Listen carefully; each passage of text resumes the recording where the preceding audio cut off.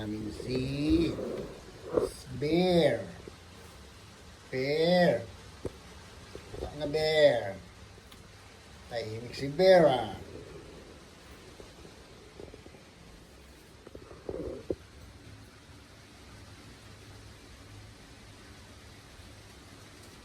Tahimik lahat, nakikiramdam. Bunker to sa likod bahay ng kapatid ko. Although wala namang gano talaga ritong dumadapong tornado. Mas mabuti nang nag-iingat. Saka buti na lang meron palang bunker. Lahat ata ng bahay dito may bunker. Para hindi mo na kailangan pumunta pa sa evacuation center. Ganun kayaman ng Amerika. May sariling bunker. Ayan, ang gamit lang namin is flashlight.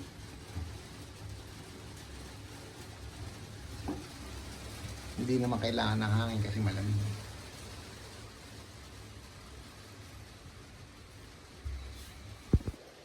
First time maranasan tornado sa Oklahoma, sa McAllister. Pero alert lang naman, wala naman talaga pang tornado. Pina-alert lang na magpunta ka na sa bunker. So, wala pa naman. Dito kasi may naglilibot na mga police patrol. Umiikot sa bawat area.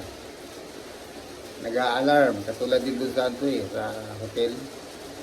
Nung tulog kami nun sayang nga Gusto ko makita sana kaso tulog kami nung dumating yung tornado. At saka malayo ata dun sa amin, pero ina-alarma kahit malayo.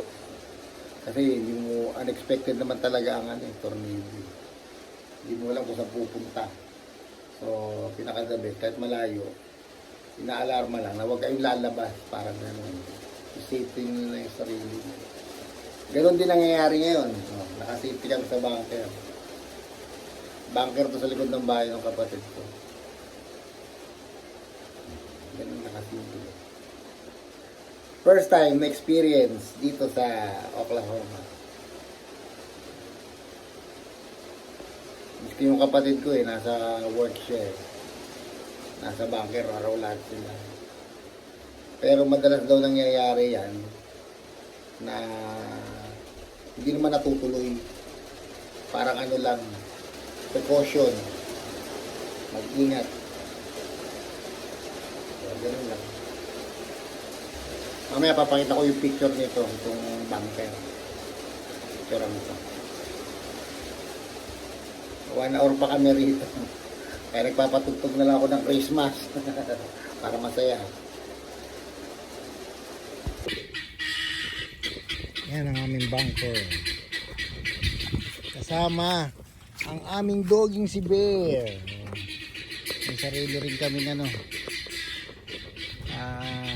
pan. Yan ang bunker.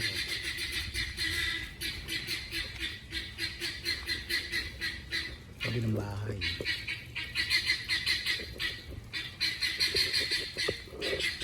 Lahat ng bahay dito may bunker.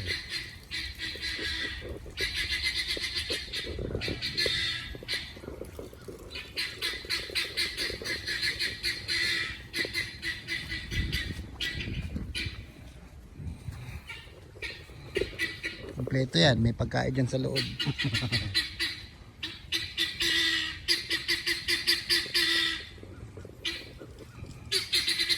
Bear, sige na, parok na tayo.